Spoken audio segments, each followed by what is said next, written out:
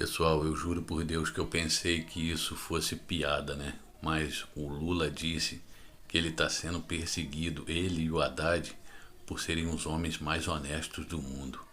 Eu juro por Deus que eu pensei que isso era piada, que isso era uma montagem, que isso era fake news. Mas ele falou mesmo que ele e o Haddad são os homens perseguidos, mais perseguidos do Brasil, por serem os mais honestos do mundo. O Lula falou isso, gente. Vocês vão ver a seguir aí. Olha, esse mundo tá perdido mesmo, velho. Pelo amor de Deus, hein? Deixa a sua risada no vídeo aí. Poucos países do mundo têm o ministro da Fazenda com a seriedade que o Haddad tem. Então, Haddad, uma coisa que eu aprendi com a minha mãe: a gente paga muito preço por ser honesto.